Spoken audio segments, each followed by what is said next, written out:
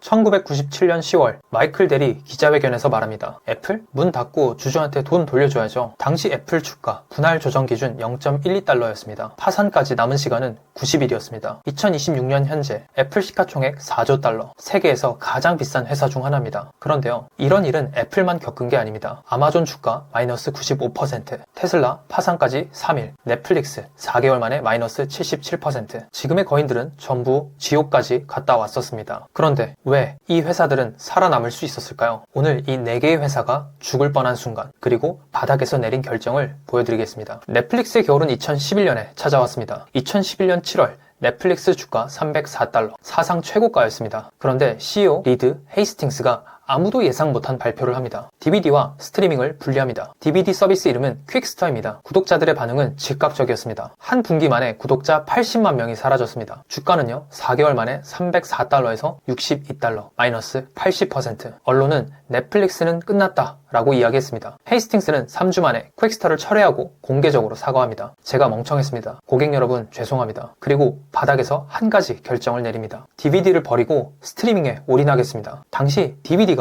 넷플릭스 매출의 대부분이었습니다. 돈이 되는 사업을 스스로 죽인 겁니다. 왜 그랬을까요? 헤이스팅스는 이렇게 말합니다. 사람들이 콘텐츠를 소비하는 방식이 바뀌고 있다. 우편으로 DVD를 받는 시대는 이제 끝났다. 2026년 현재 넷플릭스 시가총액 약 3,450억 달러, 바닥에서 약 13배, 살아남은 정도가 아닙니다. 넷플릭스는 바닥에서 살아남은 게 아니라 바닥에서 완전히 다른 회사가 된 겁니다. DVD 회사에서 스트리밍 회사로. 다음 회사 더 극적입니다. 아마존의 겨울은 2000년에 시작됐습니다. 1999년 12월 아마존 주가 106달러, 인터넷이 세상을 바꿀 것이다. 모두가 열광하던 시절입니다. 2001년 9월 아마존 주가 5달러 51센트, 마이너스 94.8%. 체감을 해보면 1000만 원을 여러분이 투자했다면 52만 원이 된 겁니다. 언론은 아마존을 아마존 범프라고 불렀습니다. 인터넷 서점이 더 이상 뭘 할 수 있겠어. 베조스는 직원 15%를 감원했습니다. 그리고 물류센터를 폐쇄했습니다. 2000년의 주주서한 때 첫 단어에서 watch, 아파, 이 한마디로 시작을 했습니다. 하지만 베조스는 바닥에서 파격적인 결정을 내립니다. 주가가 마이너스 95%를 찍는 동안 보통의 다른 사람이라면 비용을 줄이고 몸을 웅크리겠죠. 하지만 베조스는 반대로 갔습니다. 고객 경험에 더 투자를 했습니다. 왜 그랬을까요? 주가는 마이너스 95%였지만 아마존 매출은 전년 대비 13% 증가하고 있었거든요. 월스트리트는 아마존을 포기했지만 고객은 아마존을 포기하지 않았습니다. 베조스가 본 건 주가가 아니라 고객이었습니다. 우리는 여전히 Day One입니다. 이 Day One은 현재 아마존 본사 건물 이름입니다. Day One. 주가가 아무리 떨어져도 고객이 여전히 우리를 찾는다면 괜찮다. 우리는 아직 시작이다. 베조스는 이커머스를 넘어 클라우드라는 새로운 시장까지 열었습니다. 2026년 현재 아마존 시가총액 약 2.2조 달러, AWS만으로 연매출 1000억 달러 이상, 바닥에서 1000배 이상 상승했습니다. 세 번째 회사, 이거는 조금 다른 케이스입니다. 2008년 12월 24일 크리스마스 이브입니다. 일론 머스크의 상황을 정리하면 이렇습니다. 스페이X 로켓 3번 연속 폭발, 테슬라 로드스터 생산 지연, 차 한 대도 제대로 못 팔고 있었습니다. 그리고 개인 재산 거의 소진, 설상가상으로 이혼 소송 중이었습니다. 테슬라 직원들은 다음 달 월급을 받을 수 있을지 걱정했습니다. 파산까지 남은 시간은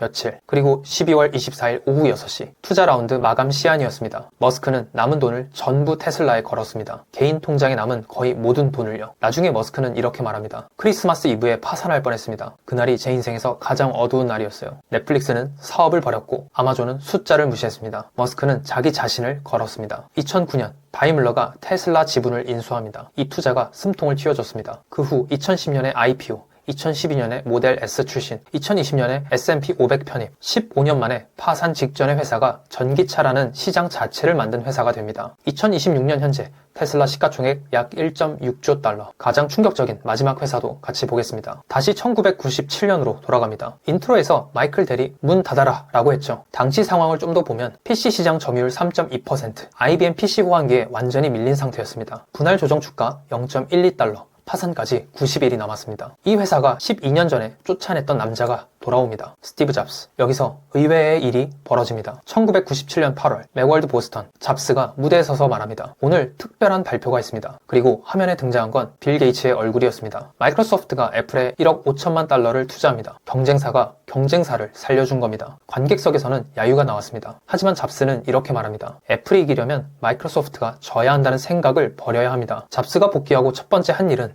제품 라인의 70%를 정리하는 일이었습니다. 수십 개 제품을 4개로 줄여버립니다. 데스크탑 2개, 노트북 2개, 끝입니다. 그리고 스티브 잡스는 집중이란 1000개의 NO를 말하는 것입니다. 라고 했습니다. 파산 직전에, 아니 파산 3개월 전에 회사가 할 수 있는 가장 무서운 결정이었습니다. 보통이라면 뭐라도 더 만들어서 팔아야 하는 상황이잖아요. 잡스는 반대로 더 버렸습니다. 1998년에 아이맥, 2001년에 아이팟, 2007년에 아이폰, 줄이고 나니까 세상을 바꾸는 제품들이 나오기 시작했습니다. 2006년 현재 애플의 시가총액 약 4조 달러, 세계에서 가장 비싼 회사 중 하나입니다. 0.12달러에서 275달러, 무려 2000배 이상. 1997년에 중형차 한 대값 3천만 원을 투자했다면 지금 600억 원 이상입니다. 정리하겠습니다. 4개 회사의 공통점이 보이시나요? 넷플릭스, 바닥에서 수익을 벌였습니다. 아마존, 바닥에서 숫자를 무시했습니다. 테슬라, 바닥에서 모든 것을 걸었습니다. 애플, 바닥에서 70%를 버렸습니다. 보통 위기가 오면 어떻게 반응하시나요? 움츠리게 되잖아요. 비용을 줄이고 리스크를 줄이고 조용히 버티기를 시작합니다. 그러나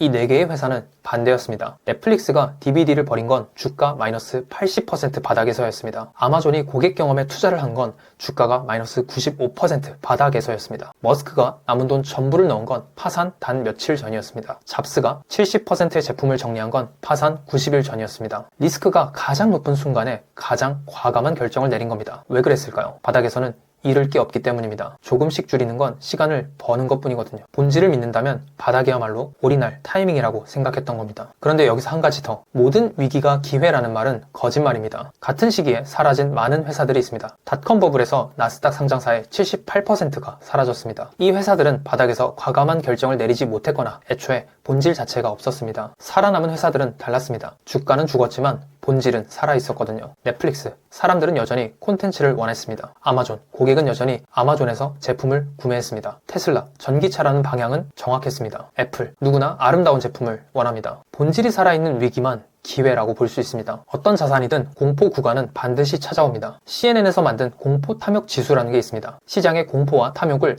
0에서 100으로 수치화한 것인데요. 이 지수가 20 아래로 내려가면 극단적 공포, 사람들이 패닉셀을 하는 구간입니다. 그런데 오늘 본 4개의 회사의 바닥, 전부 이 극단적 공포 구간에서 일어났습니다. 2001년에도 2008년에도 2011년에도 모두가 이번엔 진짜 끝이다 라고 이야기했습니다. 끝나지 않았습니다. 하지만 모든 공포가 기회는 아니라는 겁니다. 아까 말씀드렸듯이 78%는 정말로 사라졌습니다. 그래서 이 질문을 던져봐야 합니다. 이 자산의 본질은 살아있는가? 그리고 나는 바닥에서 과감할 수 있는가? 모든 겨울에는 끝이 있었습니다. 문제는 겨울을 버틸 수 있는 것을 골랐느냐입니다. 오늘 영상이 도움이 되셨다면 좋아요와 구독 부탁드립니다. 여러분이 지금 바닥에서 버티고 있는 것이 있다면, 그리고 그것의 본질이 살아있다고 믿는다면 댓글로 알려주세요. 감사합니다.